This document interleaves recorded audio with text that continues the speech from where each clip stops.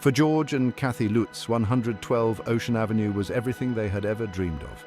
This grand Dutch colonial, with its 6 spacious bedrooms, a charming boathouse and an expansive yard, promised the idyllic suburban life they craved. It was the perfect place to raise their 3 young children and leave behind the hustle and bustle of city life.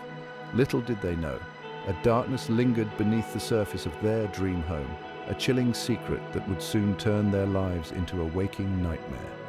In 1975, the Lutz family packed their belongings, brimming with excitement and hope, and moved into 112 Ocean Avenue in the quiet town of Amityville, New York.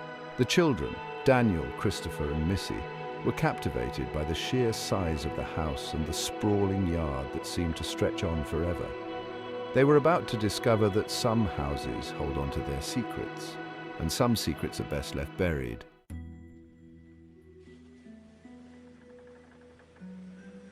The excitement of moving into their dream home began to wane as the Lutz family started unpacking. A strange uneasiness settled over them, a feeling that they were not alone within the grand walls of 112 Ocean Avenue. Doors creaked open as if nudged by an unseen hand. Floorboards groaned underfoot even when no one was walking, and a bone-chilling coldness clung to certain rooms, defying the warmth of the summer day. George, a pragmatic man, tried to rationalize the unsettling occurrences, attributing them to the age of the house or drafts slipping through unseen cracks.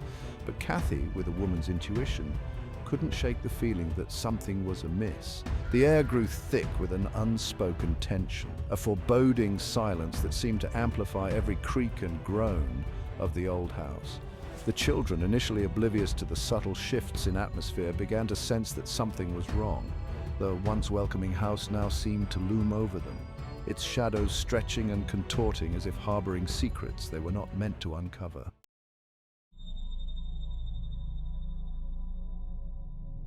As dusk began to settle over 112 Ocean Avenue, casting long, eerie shadows across the walls, the strange occurrences took on a more sinister tone.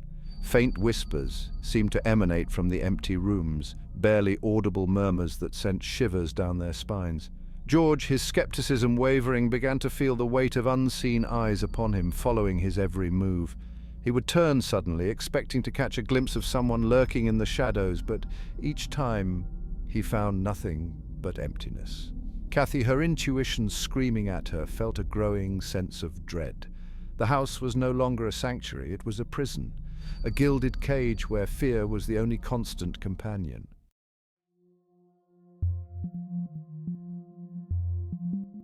10 days had passed since the Lutz family moved into 112 Ocean Avenue. 10 days of escalating terror that had stripped away their initial excitement, leaving behind a raw, primal fear. The once welcoming warmth of their dream home had been replaced by an unnatural chill, a bone-deep cold that defied all explanation. Despite the roaring fire, George kept constantly ablaze.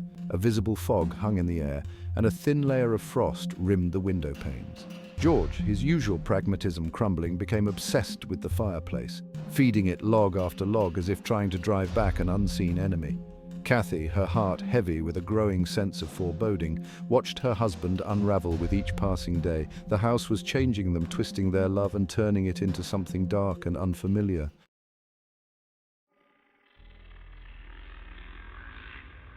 The 15th night in the house pressed down on George with an almost physical weight. Sleep, when it came, offered no respite, plagued by nightmares of screaming faces and the metallic tang of blood. He found himself drawn from his bed in the dead of night, compelled by an unseen force to wander the darkened halls of 112 Ocean Avenue. The house seemed to pulse around him, a living entity filled with whispers and shadows. Tonight the pull led him toward the boathouse. It stood at the edge of the property, overlooking the water, a silent sentinel shrouded in an unnatural fog. For days, George had been tormented by strange noises coming from that direction. Muffled thumps, scrapes, and the occasional blood-curdling scream that sent chills down his spine. He couldn't explain why, but he felt inexplicably drawn to it, as if something there held the key to the horrors unfolding around him.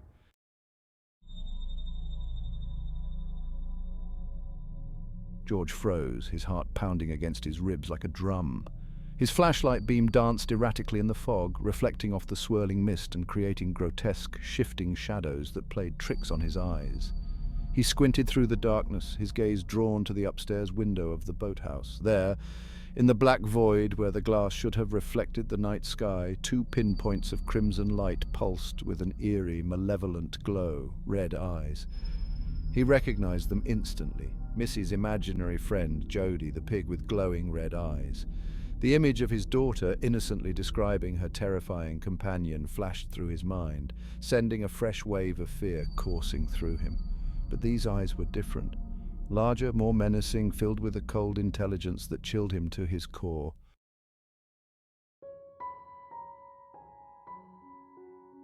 The 21st day dawned cold and bleak over 112 Ocean Avenue. Gone were the initial hopes and dreams the Lutz family had brought with them. The house had sunk its teeth into their lives, and like a parasite, it was feeding on their sanity, their love, their very essence. George, once a pillar of strength, had become a brooding, volatile stranger. Kathy, her heart heavy with a growing sense of dread, watched helplessly as her husband slipped further into the abyss. The man she loved, the man who had vowed to protect her, was gone, replaced by a stranger who terrified her more than any unseen entity ever could.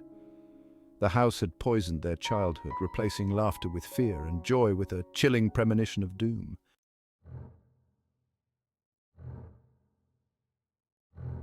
The days blurred into an endless cycle of terror and despair. The temperature in the house remained perpetually frigid, despite the roaring inferno George tirelessly maintained in the fireplace. He had become consumed by the task, chopping wood for hours on end, his hands raw and bleeding, yet he seemed oblivious to the pain. It was as if the house itself was driving him, pushing him to the brink of exhaustion and madness. One evening, Kathy found George in the basement, standing in the dim light of a bare bulb, his back to her, his shoulders hunched over a chopping block. The air was thick with the scent of sawdust and something else, something foul and metallic that made her stomach churn. She watched in horrified silence as he swung the axe with a primal fury, splitting log after log with a force that seemed beyond human. "George," she whispered, her voice trembling. He didn't turn, didn't acknowledge her presence.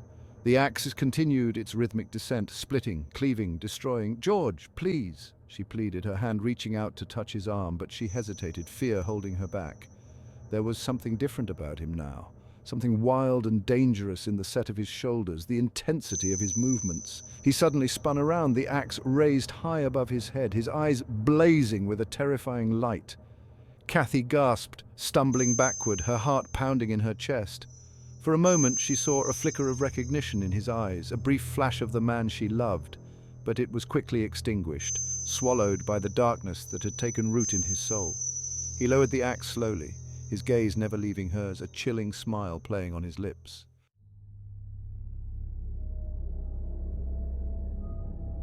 The final night at 112 Ocean Avenue began like all the others, shrouded in a cold, suffocating dread.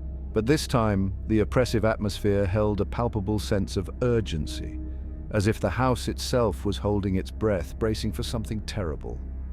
The silence, always unnerving, had become almost unbearable, punctuated only by the frantic beating of the Lutz family's hearts.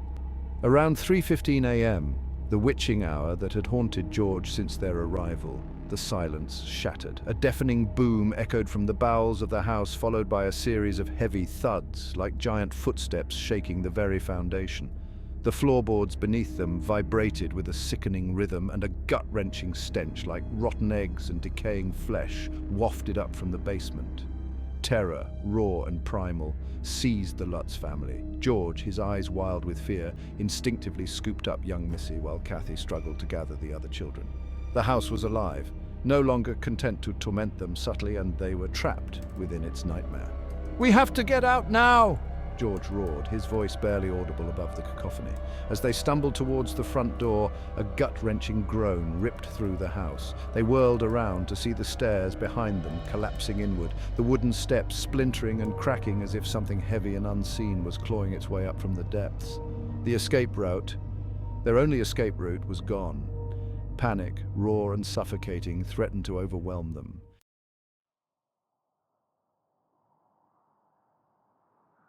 George, his face pale and etched with terror, grabbed Kathy's hand, pulling her and the children towards the back door. It was a desperate gamble, a last-ditch attempt to escape the clutches of the possessed house. They could hear the sounds of splintering wood and guttural growls getting closer, urging them onward.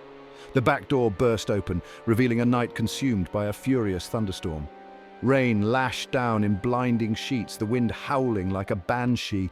It was a scene of primal fury, mirroring the chaos unfolding inside the house. But even the storm's ferocity paled in comparison to the horror they were fleeing. They didn't stop to gather belongings, didn't dare waste a single precious second. George bundled the terrified children into their old station wagon, its engine sputtering to life as if sensing their desperation. Kathy, her eyes darting back to the house, could have sworn she saw a monstrous shape silhouetted against the light spilling from the back door, a grotesque mockery of a human form. As George slammed the car into reverse, tearing out of the driveway and into the storm-ravaged night, the house seemed to sigh. A low, mournful sound that echoed the family's own terror and relief. They had escaped with their lives, but the nightmare at 112 Ocean Avenue would forever haunt their memories. The storm raged around them, lightning splitting the sky, momentarily illuminating their faces, faces etched with fear, exhaustion, and the chilling realization that some horrors are not confined to the walls of a house but follow you long after you escape. The house on Ocean Avenue had exacted its toll, leaving them forever marked, forever changed by the darkness they had encountered within its walls.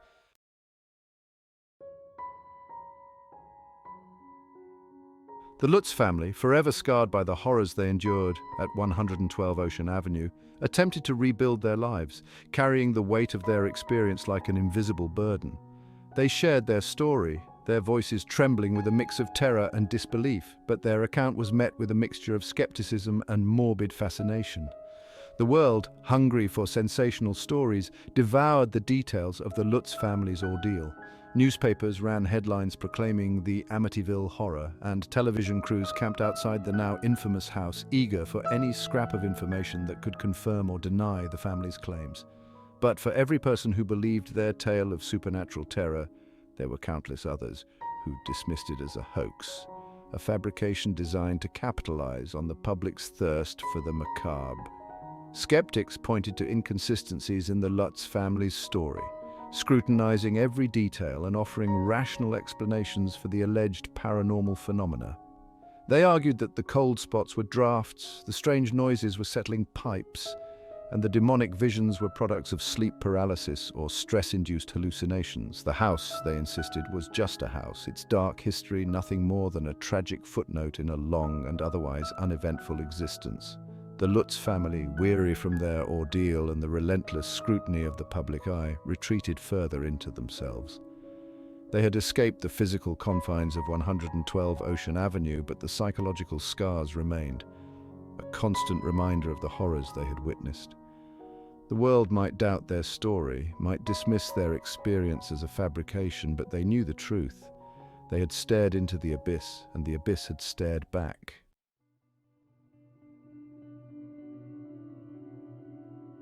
The house at 112 Ocean Avenue still stands today, a silent sentinel overlooking the quiet suburban street.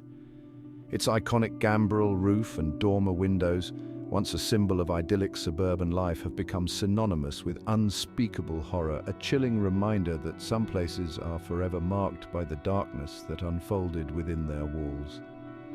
The house has changed hands several times over the years, each new owner hoping to find peace and tranquility within its walls, only to be confronted by the lingering echoes of the past. Some claim the evil that possessed the Lutz family is gone, exorcised by time and the passage of countless ordinary days. Others whisper that the house remains a conduit to something dark and ancient, a portal to a realm where fear reigns supreme. Stories persist of strange occurrences, unexplained noises, and fleeting glimpses of shadowy figures lurking in the windows. Whether these are genuine paranormal phenomena or simply the power of suggestion fueled by the house's infamous reputation remains a matter of debate. The Amityville horror, regardless of whether it was a true haunting or an elaborate hoax, has left an indelible mark on the public consciousness. It has spawned countless books, movies, and documentaries, each iteration adding to the legend and blurring the lines between fact and fiction.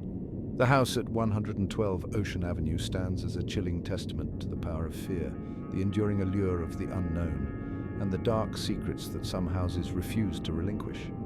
The Amityville horror continues to fascinate and terrify, a cautionary tale whispered around campfires and late-night sleepovers. It serves as a chilling reminder that some doors are best left unopened, and some houses, no matter how grand or inviting, hold secrets that are best left buried.